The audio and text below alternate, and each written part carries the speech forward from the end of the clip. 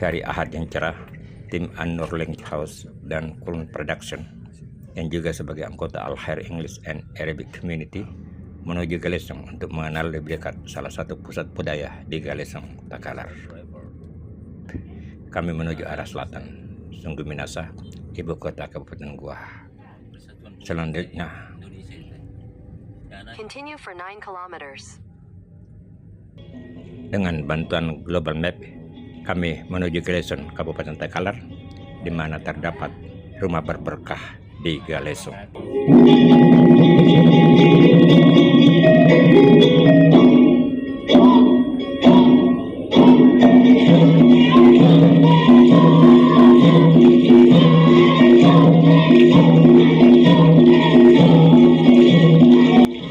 Ternyata melewati Kabupaten Goa, perjalanan makan waktu lebih lama ketimbang lewat Tanjung Bunga, Parombong, di mana kota Makassar berbatasan langsung dengan Galesong Utara.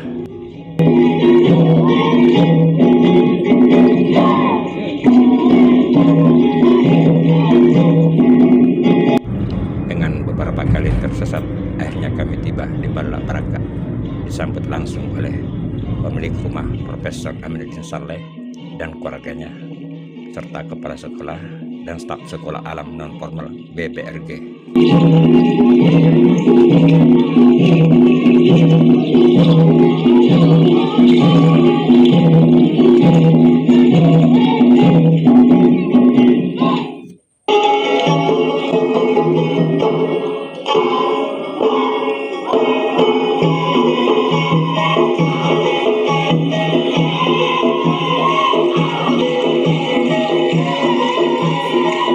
Di bawah naungan rindangnya pohon-pohonan, kita dengarkan perbincangan Pak Ismail Asnawi dengan Profesor Aminuddin Saleh Kareng Patoto, penggagas tempat ini.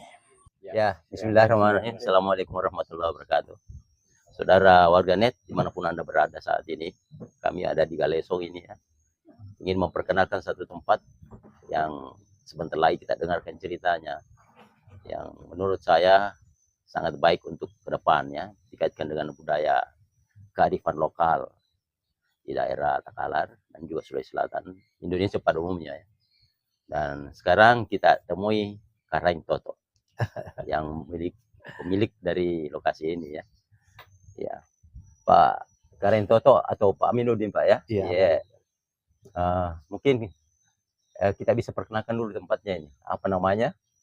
Ya. Kemudian sesudah itu mungkin kita bisa cerita latar belakang pemikiran kita sehingga kita bisa bikin ini. Ya. Silakan. Ya. Jadi sebetulnya itu pemiliknya ini barang ini Ibu. Oh iya. Ibu Suryana ini karena ini dibeli dulu atas nama Ibu. Ibu, oh iya. Jadi kita belilah ini dan sebetulnya itu yang saya cerita tadi bahwa ini adalah tempat yang sangat kumuh. Hampir semua kejahatan ada di sini. Jadi ini rawa-rawa. Penduduk ini buang air di sini. Iya. Kemudian di tempat ini, di tempat di belakang dulu itu ada lontang namanya. Iya. Lontang itu tempat minum-minum, Pak. Ya. Minum balo, tempat Iya. mabuk di situ. Kemudian ada sauk-saukan di sana. Dan penduduk di sini saling mencuri. Kadang-kadang tanam apa, Bukan orang dia yang lain panen. datang ambil. Panen. Kacau sekali. Tapi saya pikir karena pemilik tanah ini waktu dia tawarkan, saya kan bilang waktu dia tawarkan itu mau beli ini tempat, saya bilang, laku apa? Saya mau bikin apa? Iya. Dia bilang kalau berbicara nilai, tidak ada nilainya. Tetapi kalau pertolongan kan mestinya saya bisa ditolong. Jadi saya bilang sama Ibu, kalau ada tabungan, tolonglah ini orang. Jadi kami belilah tempat ini pada waktu itu dengan dasar pertolongan. Dan pelan-pelan rumah ini kami bikin, Pak. Pindahkan ya. Ini rumah terlantar sekali. Rumah orang tua, Pak. Orang tua, Balak Baraka di jalan. Ini sudah ketiga kalinya pindah. Nanti panjang ceritanya. Jadi maksud saya itu, kami itu tadinya hanya untuk tempat main untuk anak-anak, cucu, libur. Ayo kita. Dan yang kedua kalau ditanya kamu orang apa, anak saya kalau ditanya nanti kamu orang apa, cucu orang apa, orang Galesong. Apa tandanya? Saya pikir inilah yang Tandanya jadi tanda. Begitulah pelan-pelan kami bangun. Tidak seluas ini Pak tadinya, sedikit saja seperti ini dan rawa ini. Kemudian mulai itu saya koleksi itu saya pasang pesan-pesan leluhur di atas rumah dengan huruf lontara. Tapi ternyata itu banyak menarik orang. Ini kan keadaan Indonesia ini kan banyak penyimpangan yang terjadi. Rupanya salah satu penyebabnya itu karena kita tercerabut dari akar budaya kita. Tabi-tabi, si pakalak beri, si pakai hilang, pelan-pelan hilang. Muncul ego sendiri, individualistik dan sebagainya. Itu rupanya orang asing itu tertarik. Orang Amerika, barangkali sudah lebih banyak orang asing yang datang ke sini dibanding orang kita sendiri. Amerika pernah satu kali rombongan itu 12 negara sahabat. Dari macam-macam negara datang di sini. Rupanya saling bercerita itu. Ada bulan lalu wartawan dari Perancis datang sini untuk melihat ini. Jadi itulah yang terjadi karena ini rawa-rawa. Satu ketika tahun 2000 berapa itu Bu ya? Saya ini kan Galesong ini yang pertama di Indonesia, Desa Pancasila dan Konstitusi. 2012 ya. Pada waktu itu Profesor Mahfud datang ke sini. Saya diundang ke Jakarta untuk ceramah dan dia baca buku saya. Akhirnya Prof Mahfud bilang, kayaknya itu Galesong dari dulu terkenal ya. Pelautnya dan sejarah dan ada makamnya Karang Galesong di Jawa ya. Jadi saya dipanggil ke Jakarta untuk ceramah di muka Hakim Konstitusi. Mungkin 2 kali, 3 kali saya diundang. Akhirnya saya kelihatannya di Galesong yang ada Pancasila dan Pancasila ya. Karena saya cerita tentang bagaimana kehidupan itu. Tapi berpusat di Balat Lumpo itu. Di Balat Lumpo. Jadi datang pestanya besar Pak. Itu kami kasih gelar itu Karentoyen namanya.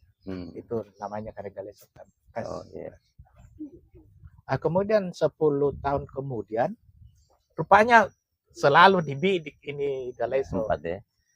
Akhirnya dia bilang, Ketua Mahkamah Konstitusi, dia bilang, saya mau ke Galesong. Jadi untuk menapak tilasnya Prof Mahfud. Jadi dia ke Balat Lumpuh, lalu ke sini. Pada waktu itu kan ini becek, jauh sebelum becek ini masih. Terus itu tamu-tamu mulai datang karena Ketua Mahkamah Konstitusi mau datang. Seluruh hakim konstitusi hadir. Jadi karena tamu besar mau datang dikawal ini kampung ini 1 bulan ini. Sniper itu kena dijaga ketat. Ada tamu dari Taspen, direkturnya Taspen. Dia bilang, dia panggil saya ayahanda karena saya ketemu di Jakarta. Dia bilang, bagaimana mau kedatangan tamu ayahanda kalau becek begini nanti tergelincir.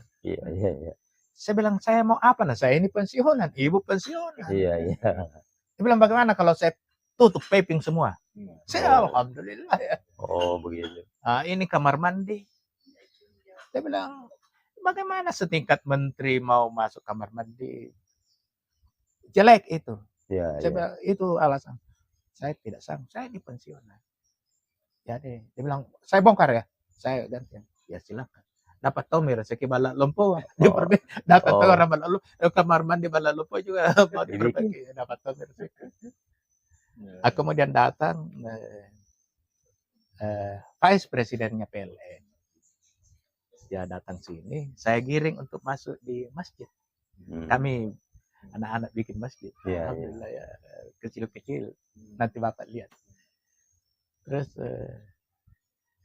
mengeluh ini jamaah, dia bilang gelap di sini Pak kalau malam, kalau subuh, Isa kalau kita pulang takut-takut kita. Pak Vice Presiden pada waktu itu, apa saya lampu. Jadi ini seperti kota kecil ini kalau malam terang ini di situ. Nah, itu rezeki-rezeki seperti itu. Alhamdulillah. Itulah itu perkembangan, jadi alhamdulillah. Iya. Jadi setelah jadi seperti ini Pak, mungkin visi kita ke depan itu pasti ada toh, yang berkaitan dengan budaya, mungkin ada dalam rangka pengembangan apa masyarakat lokal. Iya. Kira-kira apa yang kita inginkan nanti? Ingatan saya itu, perasaan saya itu mungkin karena lahir di sini dan kami terbiasa sejak dulu itu menderita ya. Tidak mau itu banyak orang menderita. Ini tadi ini saya bilang sama anak saya, carikan saya itu dana, kasihan itu orang-orang miskin di kampung. Iya. Jadi tadi ini saya bawa dana sedikit. Ada orang apa itu lumpuh di sebelah itu tidak bisa bergerak. Jadi anak saya kerja di PLN itu ada yayasan Baitul Mal di PLN itu ada sedikit. Kemudian ada orangnya, orang tua saya dulu itu janda, anaknya juga tidak produktif, kita bawa.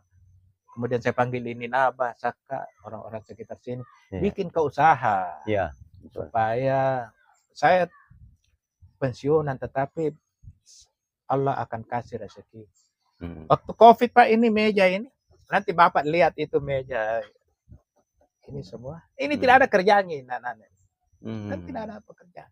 Sebelah sini kok, saya bilang sama ibu, kita kan ada di pensiun itu tahu mau kasih kok dong. Secukupnya kalau tanggal-tanggal muda kerja lagi. Kalau habis midana berhenti. Itu bikin meja, bikin apa. Jadi ya diberdayakan Pak ya. Itu harapan saya. Jadi saya panggil tadi ini. Kamu tanam lombok pada saat lombok baru kita jual. Iya. Kemudian nanti saya sudah belikan buku meracik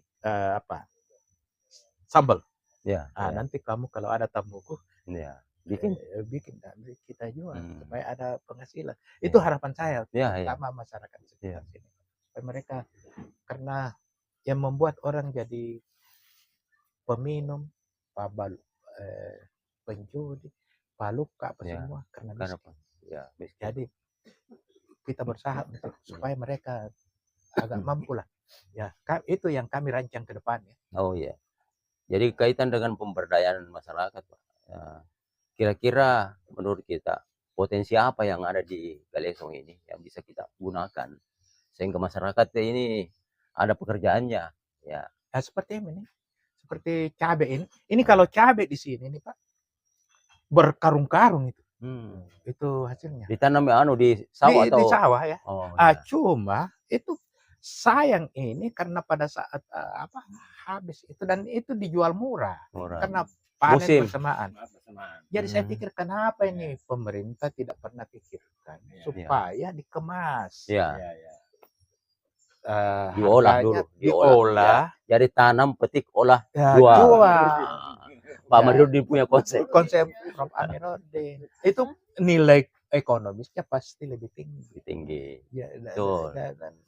Itu sebetulnya harapan saya di situ. Jadi saya bilang kalau kita tahu mau baku batu sesama orang di bawah ini, kita kemas, baru kalau ada tamu ditawarkan aja. Nanti saya promosikan supaya ini sehat, tapi kita harus jamin yang produk itu sehat dan halal. Ada merek halalnya.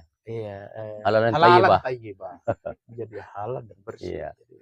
Jadi menarik itu Pak, ke depan kalau dikaitkan dengan istilahnya food processing. Pengolahan bahan makan dari hasil panen kemudian diolah baru dijual. Food processing.